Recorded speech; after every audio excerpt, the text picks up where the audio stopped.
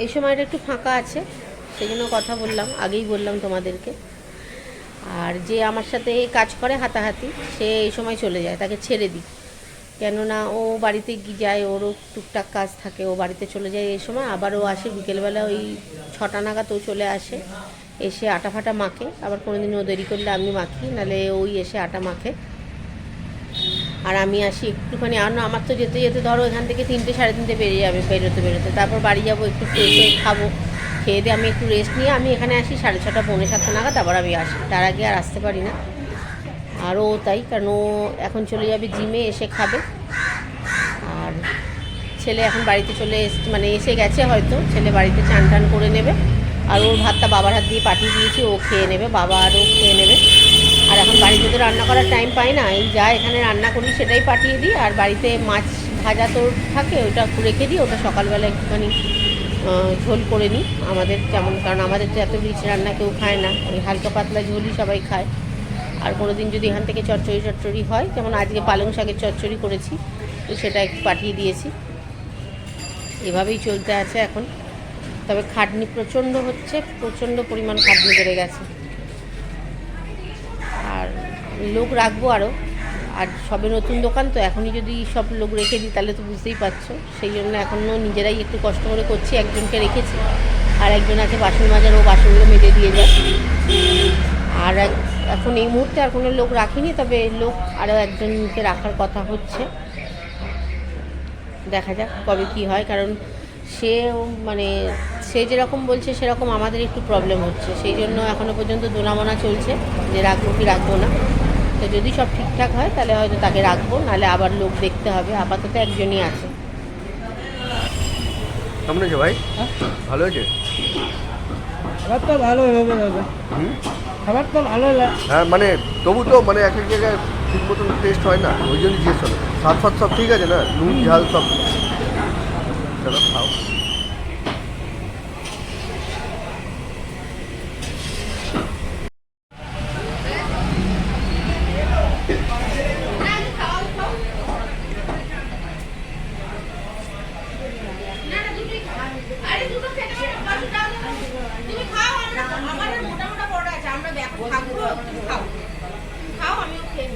খেয়ে নাও দিদি, খেয়ে নাও। আর না খেলে কাজ করবে কি করে? দিদিকে মিষ্টি দিয়েছো?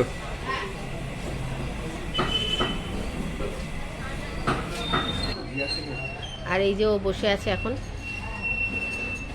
জিমে যাওয়া হয়নি, যাবে। আমার এখানটা একটু হালকা হয়ে গেলে তারপর জিমে যাবে। কেননা এদিকটা ভিড় হয়ে থাকলে না খুব অসুবিধা হয়, তখন আমি একা একা সামলাতে পারি না। কারণ যে থাকে এই সময়টা সে বাড়ি চলে যায়, সেই সময় এই সময়ও থাকে না। আর তারপর আবার বিকেলবেলা আসে, ধরো এই 6টা নাগাদ আসে, সেই সময়। আর এই যে ওর সাথে এখন কুকুরের সাথে কথা বলছে, এই যে এই কুকুরটা এখন এখানে থাকে, ওর বাচ্চা হয়েছে আর খিদে পেয়ে যায় বেচারার। তো এই সময় আসে, ভাত খায়, ওকে একটু মাছের মাথা ফাতা দিয়ে ভাত মেখে দিই, খায়। আর রাত্রিবেলা ওই মেটে ফেটে থাকে, ওই মেটে ফেটে দিয়ে একটু দিয়ে দিই, ওরা খায়। দুটো আছে, এই একটা আছে, আর একটা ওইদিকে কোথাও বসে আছে। আর ওই জন্যই ও বকবক করছে কুকুরটার সাথে।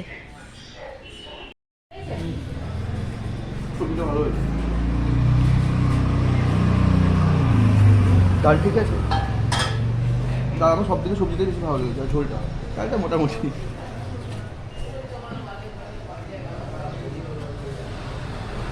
রাত্রিবেলাও আমরা মানে তরকা, রুটি, গিলে মেটে, চিকেন এগুলো রাখি, ঠিক আছে? আমি রুটি যখন খাবো, পালক পনিরগুলো অর্ডারে, ওগুলো মানে মেন কোর্সের মধ্যে রাখিনি। কেউ যদি অন ডিমান্ড যদি ওগুলো বানিয়ে দিই আমরা।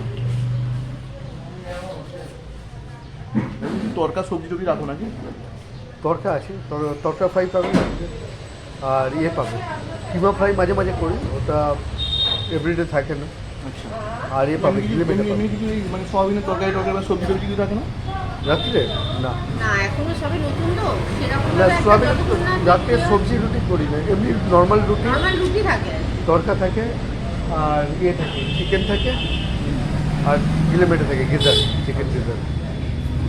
হ্যাঁ, সন্ধ্যেবেলা চিকেন পকোড়াও থাকে, 3 পিস 10 টাকা করে, ছোটো ছোটো হয়, পপকর্নের সাইজে, 3 পিস 10 টাকা। ভালো কোনো খাবো কোনদিন তাহলে?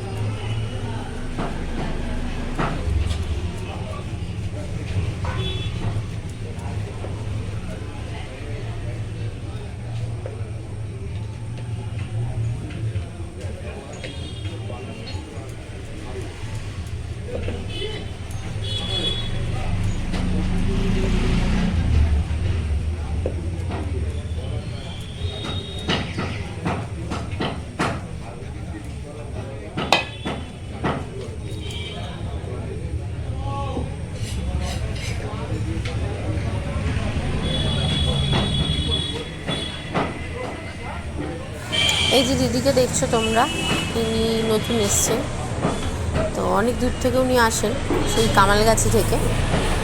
আর রাত্রির বেলাও যেতে ওই জন্য অনেক দেরি হয়ে যায়। রাত্রিরে উনি মানে সকালবেলা ডিউটি করেন 8টা থেকে 12টা, আর রাত্রিবেলা করেন 6টা থেকে 10টা, তারপর চলে যান। এবার শীতকালের রাত্রির তো 10টা মানে অনেক রাতি, তো সেই জন্য ওনারও রাত্রি হয়ে যায় অনেক যেতে। আবার ভোর ভোর উঠে আবার এখানে আসেন, কারণ 8টার মধ্যে ঢুকে যান।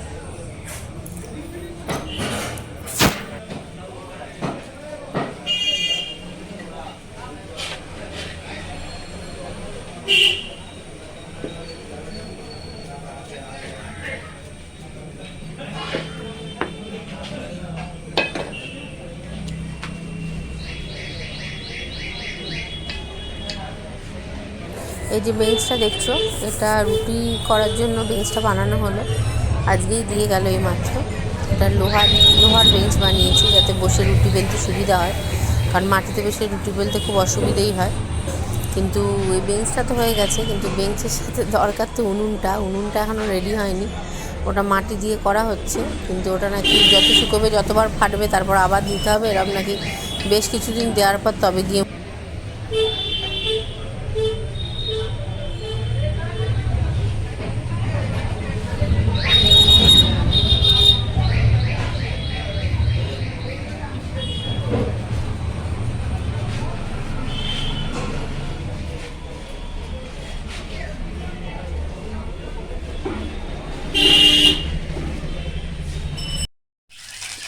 এই বাড়ি চলে এসেছি, ওখান থেকে একটু ছেলের জন্য পকোড়া ভাজছি। এবার আমাদের রাত্রির ডিনারটা রেডি করব, কারণ আমরা তো খাই না অত তেল মশলা, আর রোজ রোজ ওই হোটেলের খাবার খেতে ভালোও লাগে না। একটু পকোড়া ভাজবো আর রুটি করব, তার সাথে দেখি আর কী করা যায়, মানে কী বলতে আর কিছু একটা করবো। কারণ ছেলে তো দোকানে যেতে চায় না পড়াশোনা ফেলে, সেই জন্য আর তখন আর পাঠানো সম্ভব হয় না। সেই আর জন্য আজকে একটু নিয়ে এসছি, ওর জন্য করে দিচ্ছি ওকে। আজকে আমি তো ব্লগটা এখানেই শেষ করছি, আশা করছি তোমাদের ভালো লাগছে। আর আমার চ্যানেলটাকে একটু সাবস্ক্রাইব করে দিও, লাইক কমেন্ট শেয়ার করো। আজকের মতো টাটা।